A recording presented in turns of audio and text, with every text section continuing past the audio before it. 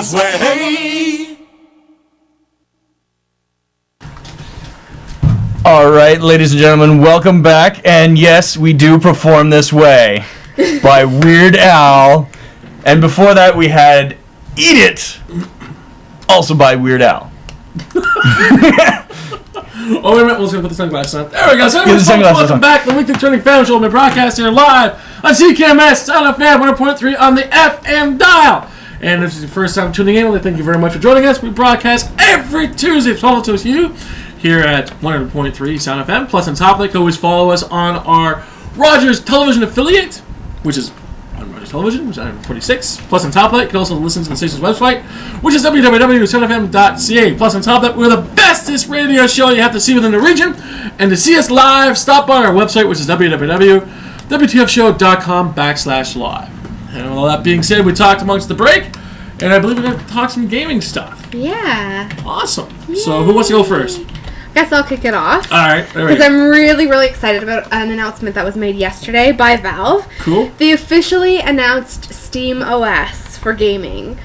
So, what does that mean exactly? Okay, so basically what it is that they're coming out with their own operating system, which is, I assume, from what I understand anyways, they're going to have their own machines as well. Am I right? Yep. 2.0? Okay, so same machines. Yeah, so basically what this is that you are going to be able to play your Steam games in your living room and share them. Awesome. Yep. All the stupid Microsoft stuff we talked about.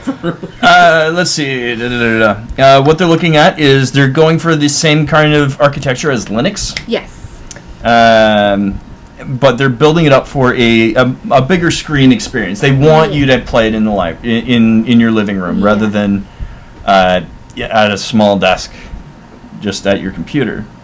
Yeah. So it's actually interesting that most of the major competitors are all, hey, let's get things on the big screen. Let's integrate it with your TV. Yeah. Let's invade the family room. Pretty much. Well,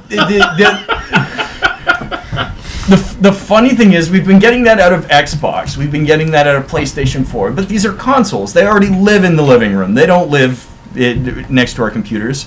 Here is Steam that is meant for the computer. And they're like, you know what?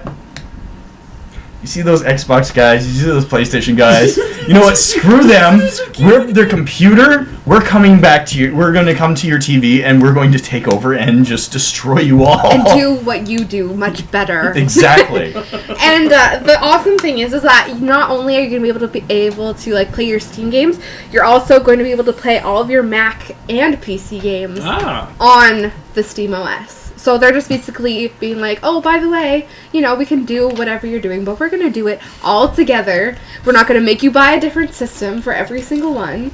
And yeah, that's it. They're just going to come in and take over. And everyone loves Steam. Like 90% of my friends that play games have Steam accounts, regularly buy Humble Bundles, like get in on all the good indie games, which is, I mean, this is going to be huge for indie developers. Because this is bringing their names to like the world. They're really going to be, you know, out there now, so it'll be a lot more cash flow that way, not so much supporting the bigger gaming companies. So like the guys who made like Super Meat Boy and the guy who made Limbo and like, you know, all that kind of stuff, it's going to get much bigger, which is really exciting because those games are so much better than some of the other stuff that's been coming out lately for the bigger game developers. Like, so much better. Oh, exactly. Yeah, and the good thing is, too, is, like, a lot of games that come out from indie developers, they're not necessarily family-friendly. Some of them are kind of violent. Some of them swear a lot. They're, you know, there's suggestive themes and stuff in there. But you're going to be able to set your parental controls so you can protect the young ones in the house, but you're not going to have to restrict your library. So, I mean, they'll be able to see what games are on there, but they won't be able to play them kind of thing. I see. So, yeah. It's pretty awesome. I'm pretty excited about it. I can't wait to hear. There's supposed to be 2 more big media releases from Valve. 2 more big media releases from Valve. Half-Life 3, please! But yeah, it's pretty exciting. That sounds awesome. Yeah. So, moving on. So, I have a few times talked about the World of Warcraft movie that's been in development movie stuff. All right, there we go. God knows how long. All right. And finally, interesting news. Colin Farrell, 50-50 chance he's going to take on a lead role for this movie. Really? Yeah. Of all the people... That's interesting. Of all the people, I didn't think it was going to be him. I really didn't. Is this going to be a serious role, or is it going to be It's World of Warcraft. Like, how serious can you possibly get about... Well, the thing is that pretty serious. Is really a decent comic, and every time there's something that's dramatic, it kind of falls through. So it's like... I don't know. I mean, the hardcore fans, if it doesn't live up to what they want, they're going to rip it apart. But I think they do that with everything. So, you think you can escape the critics by escaping to a video game? Yeah, no, that's...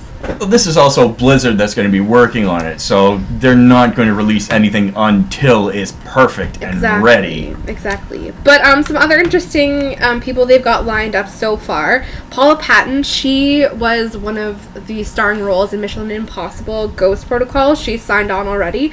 Paul Dano, he's from There Will Be Blood. I've never seen that movie. Apparently it's good. But right, he's the new director, isn't he?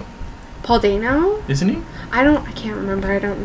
Pretty sure. And then... oh, no. He's one of the... Sorry, I'm looking at my notes. He was in 2.0. Yes, sorry. Anyways, moving on. And Anton Yelkin, he's from Star Trek as well. I can't remember who he played in Star Trek. But he's supposed to be signed on. Anyways, so they actually they're saying they're going to start producing this movie in January for sure, like they said last year. But for reals, I think this time they're serious about it. Well, they also had issues in locking down a director for it. Yeah, like, they had someone picked out, they had someone signed up for it, but then he backed out. So then they just switched over to Duncan Jones. Oh yeah. So that's. It should be interesting. Now that they have somebody, they're looking at pre-production now, and January is when they're starting up, and they're hoping for 2015 for release. I think that's pretty hopeful, though. That's pretty hopeful, and fingers crossed it comes out before the subscriber base for World of Warcraft doesn't disappear. Yeah, pretty much, because their subscribership has been going down quite a lot. It's been going down a lot. Like in the last 3 years, it went down 3 million. So yeah.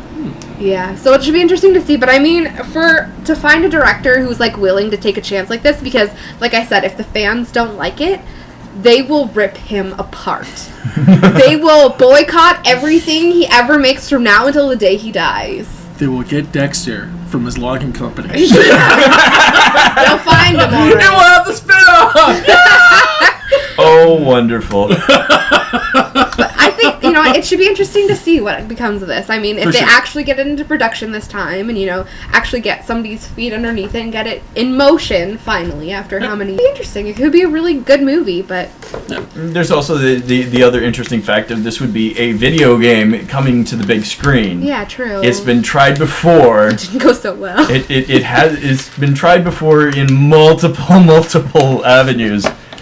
It's just taken... It would be nice to see something actually work out well. Yeah, not be a total flop. Pretty much. We've had enough of those this year, I think. Oh, yeah. Yeah, just a bit. Alright, continuing on with news from Blizzard. Diablo 3. Yeah. Blizzard has just made an information release, press release. They are going to be getting rid of the auction house in Diablo 3. Yes. Why? It's actually it's been a problem since day one. Mm-hmm.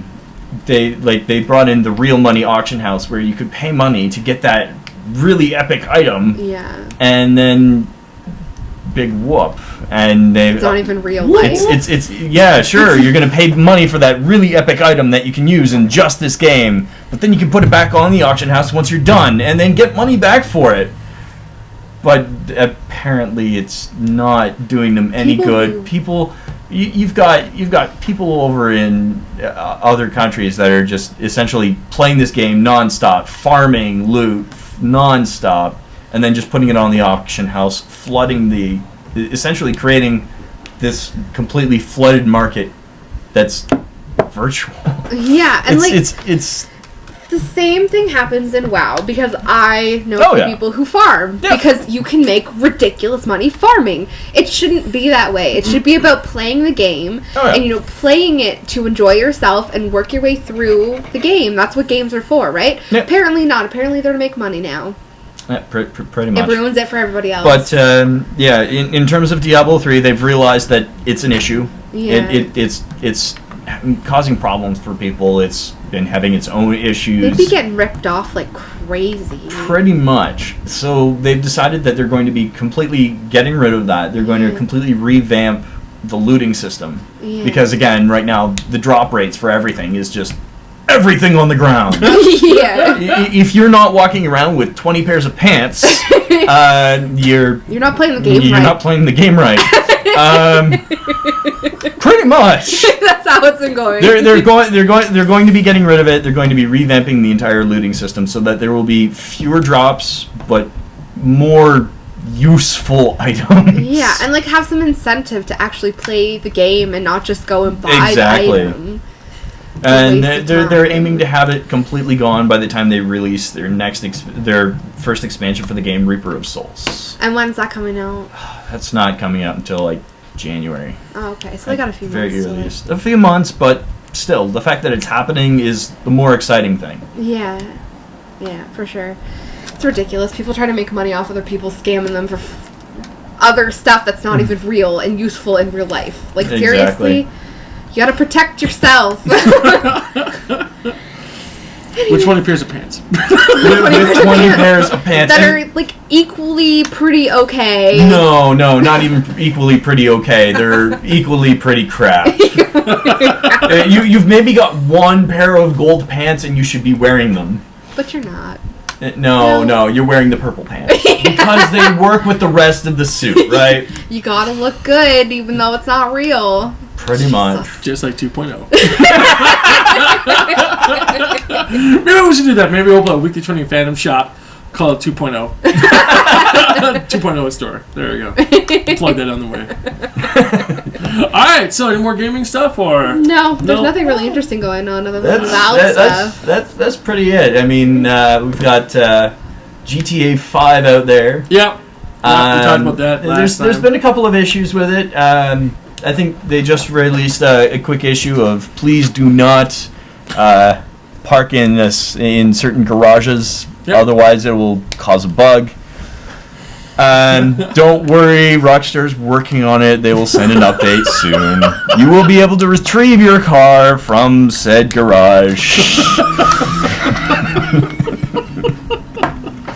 Maybe they should move to the Labo auction house. That would actually be interesting. That would be profitable for Rockstar, actually. That would work. Alright, so let's take another quick break and we'll come back with some more Weekly Trending Fan goodness. How's that sound, guys? Sounds good. Awesome. Alright.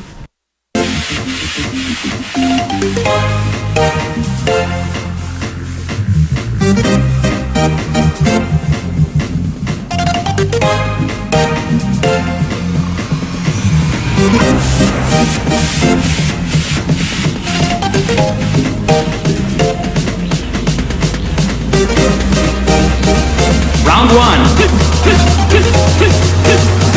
Oh.